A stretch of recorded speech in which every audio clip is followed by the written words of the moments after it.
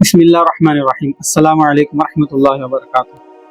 آج مقالہ نمبر 42 جس کا عنوان نفس انسانی کی دو حالت۔ حضرت قطب ربانی شیخ عبد القادر جیلانی رحمۃ اللہ علیہ نے ارشاد فرمایا، اس دنیا میں نفس انسانی کی دو حالتیں ہیں، ایک حالت تو راحت و آرام کی ہے اور دوسری عسرت و مصیبت کی۔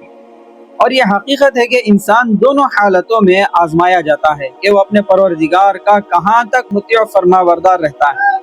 فرمایا اللہ تعالیٰ نے، انسان جب راحت و نعمت پاتا ہے تو غفلت و معصیت میں پڑھ کر اللہ کی نافرمانی پاتا ہے، لیکن جب مصائب میں مبتلا ہوتا ہے تو ناشکری اور شکوہ شکایت پر اتر آتا ہے۔ بس واضح طور پر نفس انسانی کی کمزوری ہے کہ بحالت راحت و آسائش تقوی اختیار کر کے اللہ کا شکر بجا نہیں لاتا، اور بحالت مصیبت صبر و تحمل اور توکل اختیار نہ کرتے ہوئے اللہ کے خلاف فریاد و بدگوئی کرتا ہے۔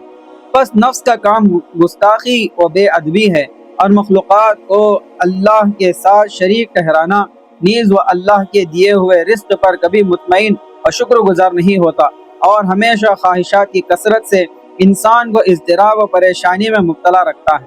پھر جب نفس کو مصائب و آلام سے نجات دی جاتی ہے تو وہ غرور و تکبر اور عیش و خود فراموشی میں پڑ جاتا ہے اور اپنے پروردگار کی اطاعت سے غفلت و روگردانی اختیار کرتا ہے۔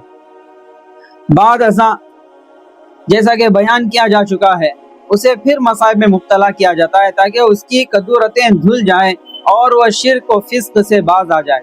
پھر اگر نفس غفلت و معصیت چھوڑ کر راہ راست پر آ جاتا ہے اور اطاعت و شکر گزاری کا التزام کرتا ہے تو اللہ تعالیٰ اپنی نعمتیں اور عطیات مستقل طور پر اس کے لیے قائم رکھتا ہے اور ہر حال میں اس کا معاون و مددگار ہوتا ہے۔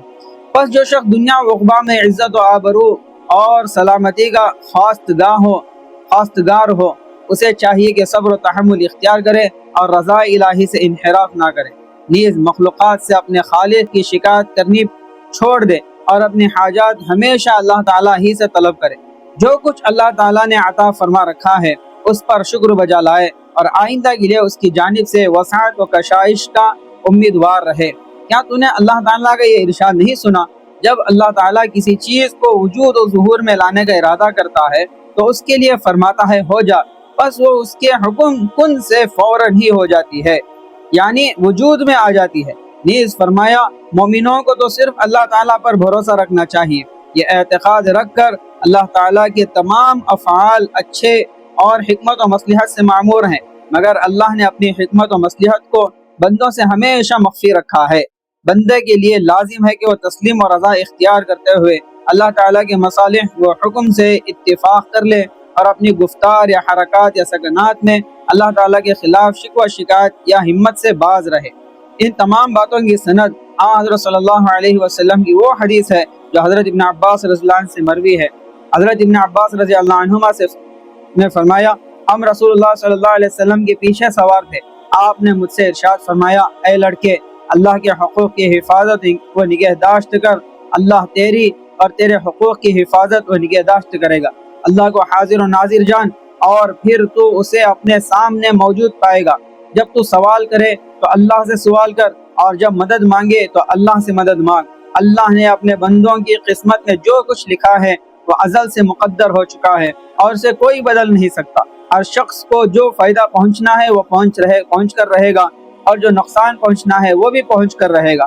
پھر تو اگر اللہ پر توکل رکھے اور یقین محکم کے ساتھ معاملہ کر سکے تو وہ تجھے بہت بڑی جزا عطا فرمائے گا، اور اگر تو اپنی یقین و توکل کو برقرار نہ رکھ سکے تو جن چیزوں کو تو برا سمجھتا ہے اور ان سے تکلیف اٹھاتا ہے، ان پر صبر و تحمل اختیار کرنا تیرے لیے زیادہ نیکی و راست روی ہے۔ اور یاد رکھ کہ صبر و تحمل کرنے والے کے لیے اللہ کی مدد و اعانت لازمی ہے۔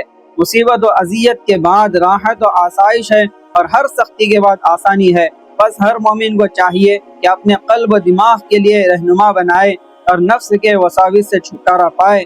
اعتقادی اور عملی صحت و عافیت اسی میں ہے کہ مومن اس حدیث کے معانی پر خوب غور کر کے علی الدوام اس کی تعمیل کرے، تاکہ وہ دنیا و عقبہ میں تمام آفات و مصائب سے محفوظ و سلامت رہے، اور اس کی پیروی سے حقیقی مطمئن قلب پائے گا اور اللہ کی رحمت واسعہ سے دونوں جہاں میں عزت پائے گا۔